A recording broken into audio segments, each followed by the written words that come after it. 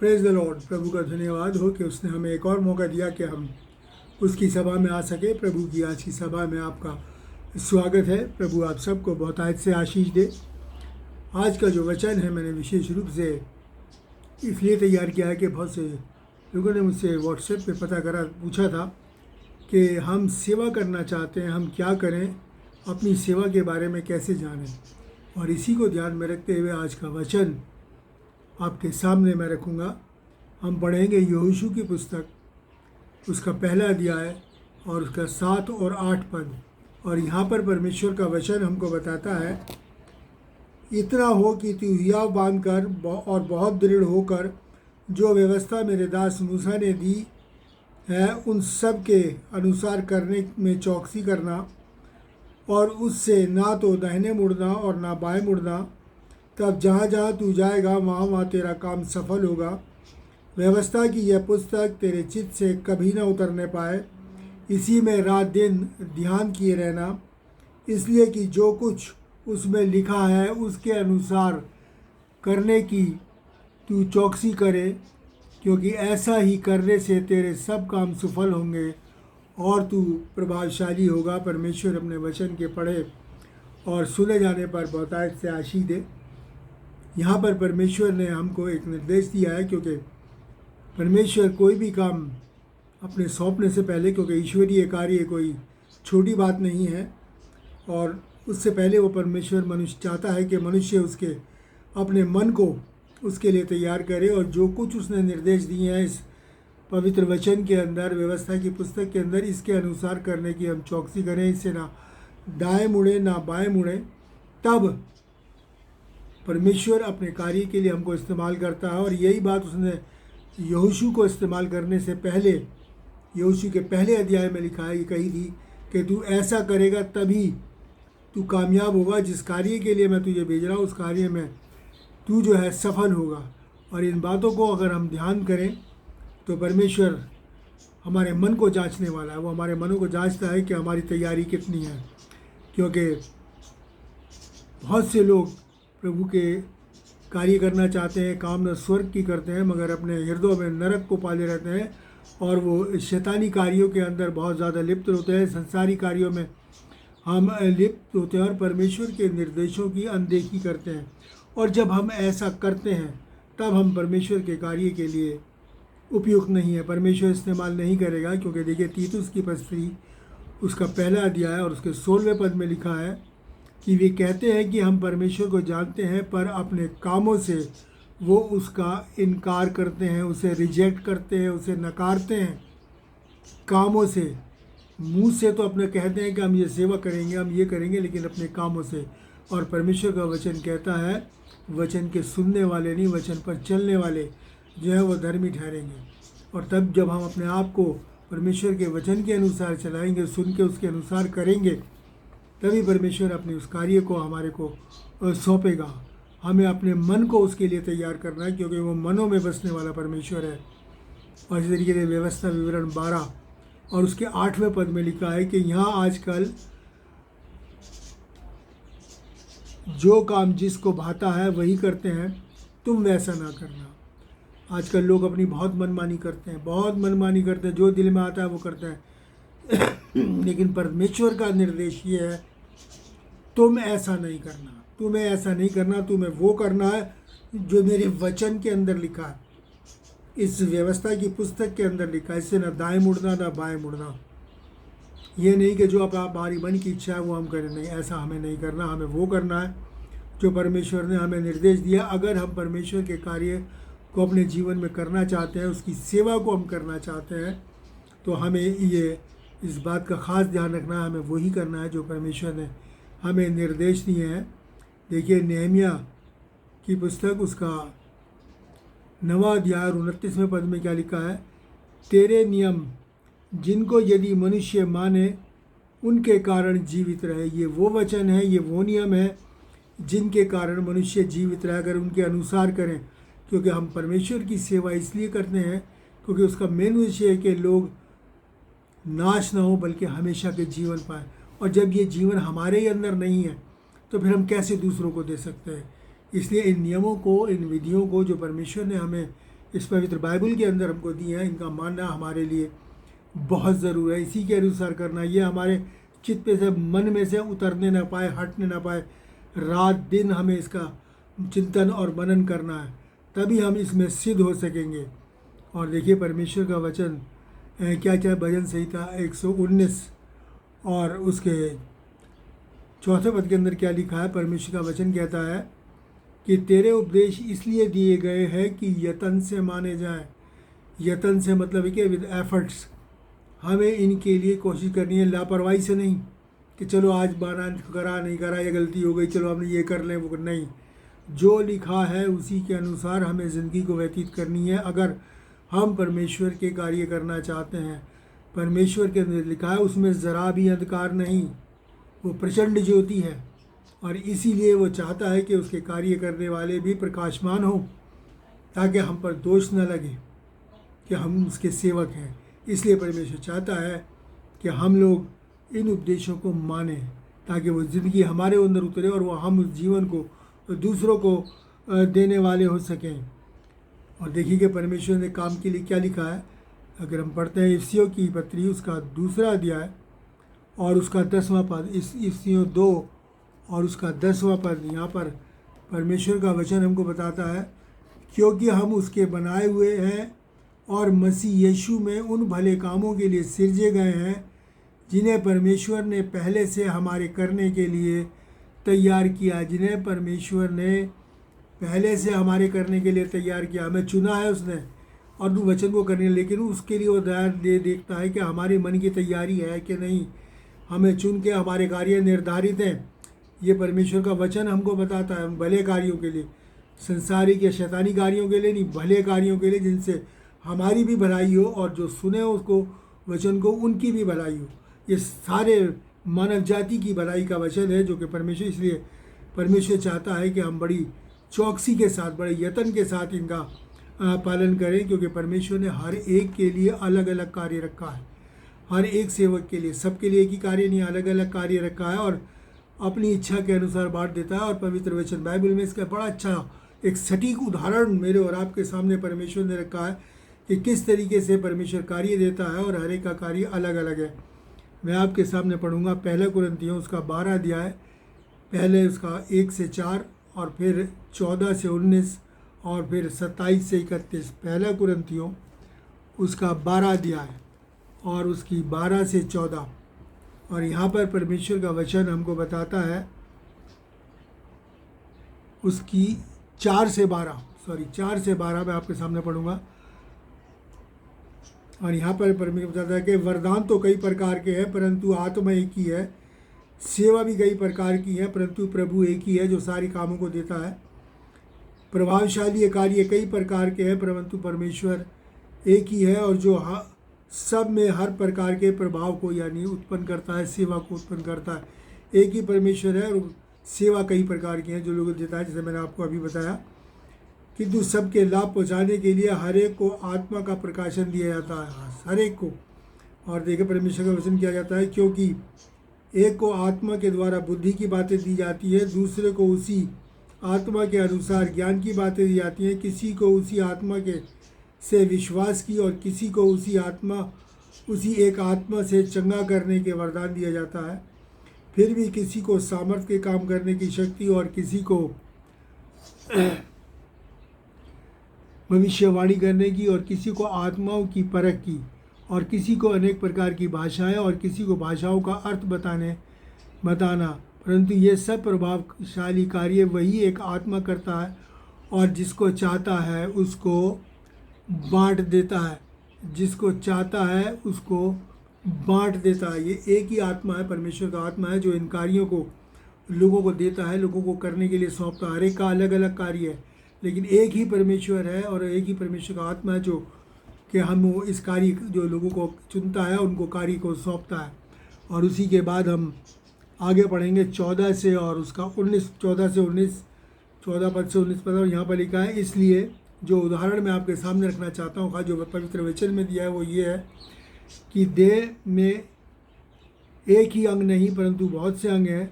यदि पाँव कहे मैं हाथ नहीं इसलिए देह का नहीं, तो क्या वह उस के कारण देखा नहीं, और यदि कान कहे कि मैं आँख नहीं इसलिए वह देह की नहीं, तो क्या इस कारण वह देह की नहीं? यदि सारी देह आँख होती तो सुनना कहाँ होता? यदि सारी देह कान होती तो आँख होती तो देखना कहाँ होता? और सारी देह कान होती तो सुनना कहाँ होता? परंतु सचमुच परमेश्वर ने अंगों को अपनी इच्छा के अनुसार एक एक कर्म करके देह में रखा है। यदि वे सब एक ही अंग होते तो देह कहाँ होती? मतलब कहने का ये है कि परमेश्वर ने जो, जैसे हमारे शरीर के अंदर विभिन्न अंग हैं, उनके विभिन्न कार्य हैं, आँखों का अलग है, कानों का अलग है, हमारे हाथों का अलग है, पैरों का अलग है, सबका अलग अलग कार्य है। इसी तरीके से हम परमेश्वर की देह में शरीक हैं, उसकी देह में सम्मिलित है, इसलिए हमारा भी कार्य परमेश्वर ने अलग अलग हर एक को सौंपा है। और उसके बाद मैं आपके सामने पढ़ूंगा 27 से लेकर 31वें पद तक। और यहाँ पर लिखा है, इसी प्रकार तुम सब मिलकर मसीह की एक देह हो। यानी मसीह में एक दो में, लेकिन हमारे कार्य फ़र्क है, और अलग अलग उसके अंग हो। और परमेश्वर ने कलीसिया में अलग अलग व्यक्ति नियुक्त किए हैं, मतलब उसके अंग जो हैं वो क्या है? प्रथम प्रेरित, दूसरे भविष्यवक्ता, तीसरे शिक्षक, फिर सामर्थ के काम करने वाले, फिर चंगा करने वाले, उपकार करने वाले, प्रबंध करने वाले, नाना प्रकार की भाषा बोलने वाले। क्या सब प्रेरित है? क्या सब भविष्यवक्ता हैं? क्या सब उपदेशक हैं? क्या सब सामर्थ के काम करने वाले हैं? क्या सब सबको चंगा करने का वरदान मिला है? क्या सब अन्य भाषा बोलने वाले हैं? क्या सब अनुवाद करने वाले हैं? तुम बड़े से बड़े वरदानों की धुन में रहो। तुम बड़े से बड़े वरदानों की धुन, मतलब कि हर एक का अलग काम है। कोई प्रचारक है, कोई उपदेशक है, कोई शिक्षक है, कोई ज्ञान की बातों को बताता है, कोई चंगा करने वाला है। सबको एक काम नहीं दिया, क्योंकि हम मसीह की देह हैं और हम भी उसके अलग अलग अंग हैं। इसलिए हमें भी वही काम करने के लिए परमेश्वर ने चुना है। जिस तरीके से ये उदाहरण परमेश्वर ने मेरे और आपके सामने रखा, इसी तरीके से परमेश्वर ने जैसे कि देह में अंगों को रखा है, वैसे ही अपनी देह में अपने सेवकों को रखा है, और हर एक को अलग अलग काम जो है वो सौंपा है।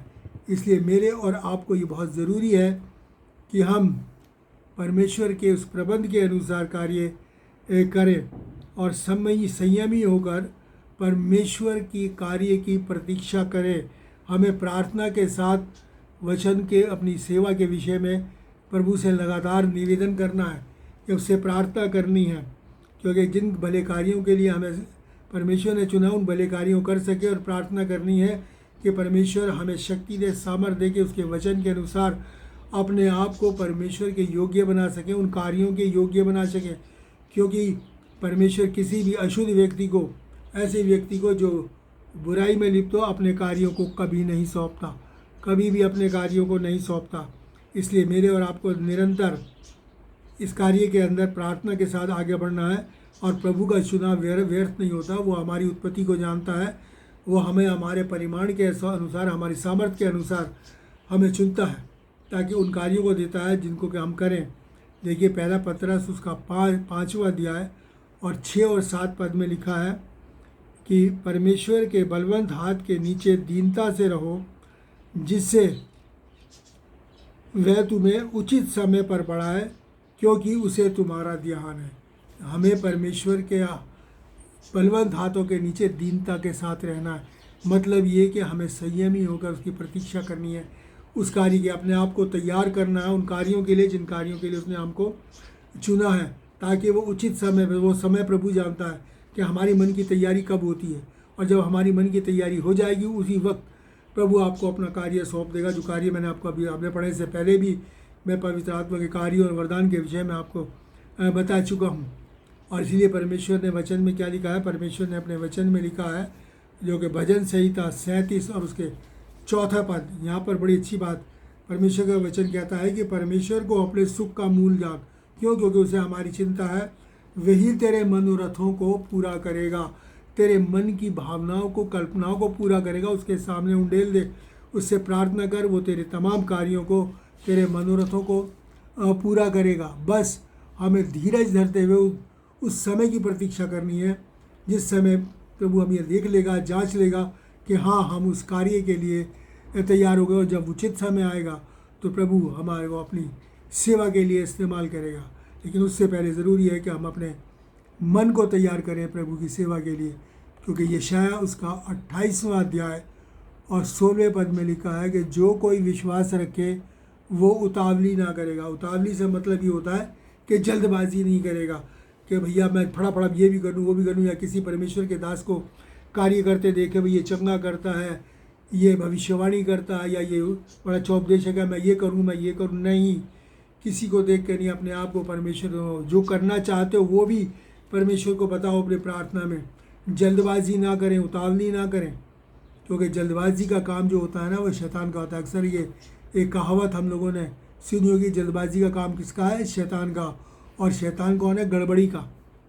वो गड़बड़ी का सरदार है, वो हमारे बीचों में गड़बड़ी डालता है और गड़बड़ी डाल के हमें परमेश्वर से अलग करना चाहता है ताकि हम परमेश्वर के कार्य संयुक्त हों। क्योंकि शैतान का ये भी एक बहुत बड़ा हथियार है जिसे वो हमारे लिए ऊपर इस्तेमाल करता है। वो हमें उन परमेश्वर के उन कार्यों को करने के लिए प्रेरित करता है जिनके लिए हमें नहीं चुना।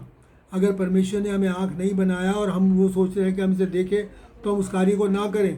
अगर हम उपदेशक के लिए नहीं चुना, क्या पता उसने हमारे लिए भविष्यवाणी रखी हो, तो हम वो काम ना करें उपदेशक का।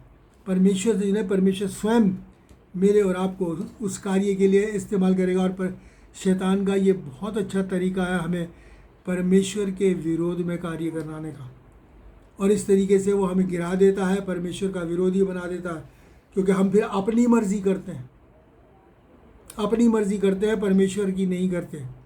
अगर हम परमेश्वर की मर्जी करेंगे तो ही हम परमेश्वर के कार्यों को कर पाएंगे, क्योंकि ये परमेश्वर के वचन में अभी हमने जाना। आगे हम देखेंगे कि किस तरीके से परमेश्वर का वचन और हमें क्या क्या बताता है। और शैतान के कार्यों के ऊपर हम बिल्कुल भी ना जाएं, उसकी बातों के ऊपर हम बिल्कुल भी ना, क्योंकि परमेश्वर के वचन में लिखा है कि तुम शैतान की युक्तियों से अनजान नहीं। उसकी युक्ति सिर्फ एक है कि वो किसी तरीके से भी हमको गिरा दे और परमेश्वर से दूर करके अनंत विनाश के अंदर वो हमको डाल दे।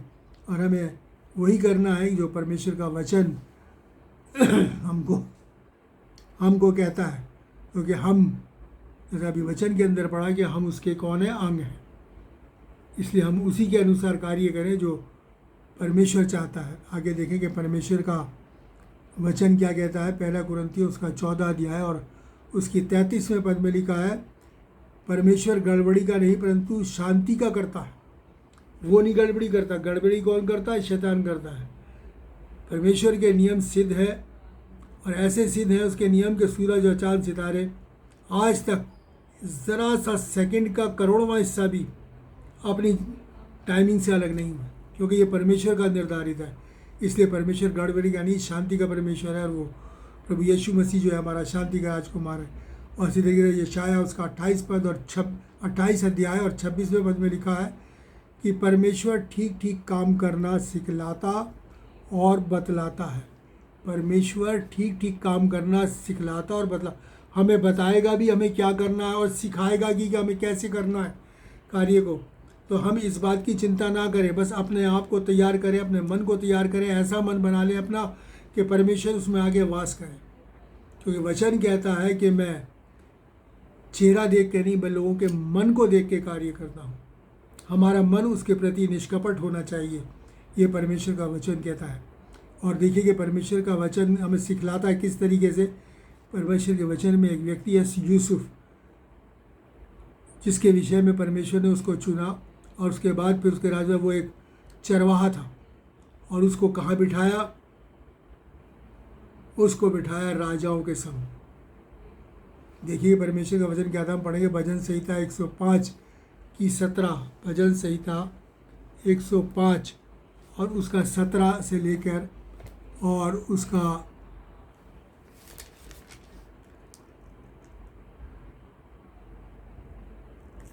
भजन संहिता 105 और उसका 17 से लेकर 19वां पद, 17 से 19 यहाँ पर लिखा है, उसने यूसुफ नामक एक पुरुष को उनसे पहले भेजा था जो दास होने के लिए बेचा गया, उसे बेच दिया गया कि किसी का नौकर होने के लिए। और फिर लिखा है, लोगों ने उसके पैरों में बेड़ियां डालकर उसे दुख दिया, लोहे की सांकलों से जकड़ा गया, उसे जेल हो गई, कैद हो गई, बहुत से लांछन उसके ऊपर लगाए गए। देखिए परमेश्वर का वचन और क्या कहता है, जब तक परमेश्वर की बात पूरी ना हुई तब तक परमेश्वर यहोवा अपने वचन, परमेश्वर यहोवा का वचन उसे कसौटी पर कसता रहा। परमेश्वर तैयार करता है, हमें ठीक ठीक सिखाता है, बतलाता है। जब तक परमेश्वर ने ये नहीं जान लिया कि हाँ ये मेरे कार्य के लिए सिद्ध है, जैसा मैं चाहता हूँ वैसा ही ये करेगा, तब तक वचन ये बताता है कि वो उसे कसौटी पे कसता रहा। यानी कि हम जानते हैं सोने को कसौटी के ऊपर कस के उसका परखा जाता है। इसी तरीके से परमेश्वर उसे दुख की भट्टी में डालकर परखता रहा और ये जांचता रहा है कि ये मेरे कार्य के लिए। इसी तरीके से कई बार परमेश्वर हमको भी जांचता है, हमें भी दुख और तकलीफ़ों में जाने देता है। वो देखता है कि ये मेरे वचन में कहाँ तक स्थिर रहेंगे, कहीं डावाडोल तो नहीं हो जाएंगे, कहीं मेरे वचन की बात में बदनामी हो इनके कारण। इसलिए परमेश्वर हमको देखता है, हमको जांचता है, हमको परखता है, कसौटी पे कसता है, जब तक कि उसका मनोरथ पूरा ना हो जाए और ये जान ना ले कि हाँ हम उसके कार्य के लिए ऐसे ही दें। और देखिए नीति वचन उसका 19वां अध्याय और 21वें पद में क्या लिखा है। यहाँ लिखा है, मनुष्य के मन में बहुत सी कल्पनाएं होती हैं, परंतु जो युक्ति प्रभु करता है वही स्थिर रहती है। मनुष्य के मन में बहुत सी कल्पना होती हैं, मैं ये भी कर लूँ, मैं ये भी कर लूँ, मैं ये भी कर लूँ, मैं प्रभु के लिए वो करूँ। जैसे मैंने कहा किसी को कोई कार्य करते हुए देखते हो, मैं ये भी कर सकता हूँ, मैं वो भी कर, नहीं। इसमें लिखा है कि बहुत सी कल्पनाएं होती हैं, लेकिन जो युक्ति परमेश्वर करता है वो स्थिर रहती है। इसलिए हमें परमेश्वर की युक्ति के अनुसार कार्य करना है। व्यवस्था की इस पुस्तक से आप अपने चित्त को नहीं हटाना, ना दाएं मुड़ना ना बाएं मुड़ना, इसी के अनुसार करना है। इसलिए उस योजना को जानना है जो परमेश्वर ने मेरे और आपके लिए रखी है, जिसकी जिन भरे कार्यों के लिए उसने मेरे और आपको चुना है। हमें उस ईश्वरीय योजना को अपनाना है, उस सिद्ध और सटीक ईश्वरीय योजना को, कल्पना को, जो हमें स्वर्ग तक लेके जाती है। क्योंकि ना सिर्फ हमें ही नहीं, बल्कि जो कार्य वो हमको सौंपता है वो कार्य तमाम मानव जाति के लिए है, और उसके द्वारा हम और बहुत से लोगों को भी स्वर्ग की राह दिखाते हैं। इसलिए परमेश्वर चाहता है कि हम पहले हमें जांच ले, परख ले कि हमारा मन उसके लिए तैयार है कि नहीं, क्या हमने उसकी तैयारी के अनुसार उसकी कसौटी पे करे, उतर रहे हैं कि नहीं उतर रहे, तभी वो हमको काम सौंपेगा। इसलिए परमेश्वर की व्यवस्था इसके वचन के अनुसार करने में चौकसी रखें, इसके वचन के अनुसार करने में हम चौकसी रखें। देखिए कि यिर्मयाह की नबी की पुस्तक उसका 29वां अध्याय और उसका 11वां पद क्या बताता है। यिर्मयाह उसका 29वां अध्याय और उसके 11वें पद में लिखा है, क्योंकि परमेश्वर की ये वाणी है कि जो कल्पनाएं मैं तुम्हारे विषय करता हूँ उन्हें मैं जानता हूँ, वे हानि की नहीं वरन कुशल ही की हैं। जो कल्पनाएं मैं तुम्हारे विषय में करता हूँ, जो युक्तियाँ मैं तुम्हारे विषय में करता हूँ, तुम्हारी हानि की नहीं बल्कि तुम्हारे कुशल की हैं, तुम्हारे लाभ की हैं, तुम्हारे लिए लाभकारी हैं। इसलिए हमें परमेश्वर की योजना को ही अपनाना है।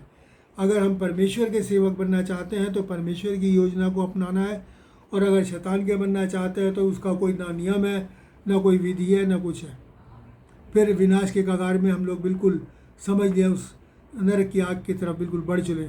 इसलिए हमें परमेश्वर की विधियों नियमों के अनुसार ही कार्य करना है, जो कि हमारे कुशल की, हमारे लाभ की, स्थिर रहने वाली जो युक्तियाँ हैं उसी के अनुसार मेरे और आपको करना है। पर लोग अक्सर गलती कर बैठते हैं, अपनी मनमानी करने लगते हैं, और मनमानी करने के कारण क्या होता है, अपने जीवन की हानि उठाते हैं। अभी हमने वचन में पढ़ा ना कि यदि कोई इन नियमों को माने तो उनसे वो जीवित रहेगा। और अगर हम नहीं मानते, अगर हम वचन के अनुसार प्रतीक्षा नहीं करते, प्रभु के सामने प्रार्थना के साथ नहीं जाते और अपनी मनमानी करने लगते हैं कि हम तो ये करेंगे, हम तो वो करेंगे, तो परमेश्वर की योजनाओं को और उन कल्पनाओं को जो हमारे लाभ की है नहीं अपनाते, तो फिर हमारा विनाश जो है वो निश्चित है। हमें ऐसा नहीं करना, अपनी मनमानी नहीं करनी है, प्रतीक्षा करनी है प्रार्थना के साथ। और देखिए परमेश्वर का वचन क्या कहता है, सबोपदेशक उसका 7वां अध्याय और उसका 29वां पद। सबोपदेशक उसका 7वां अध्याय और उसका 29वां पद। और यहाँ पर लिखा है, सबोपदेश कहता है, मैंने केवल ये बात पाई है कि परमेश्वर ने मनुष्य को सीधा बनाया, परंतु उन्होंने बहुत सी युक्तियां निकाल ली। परमेश्वर ने मनुष्य को सीधा बनाया, मगर उसने बहुत सी युक्तियां निकाली, मतलब अपने लिए बहुत से रास्ते निकाली, अपनी मनमानी करने लगे। कोई इस रास्ते पे चला गया, कोई इस रास्ते पे चला गया, कोई उस रास्ते पे चला गया।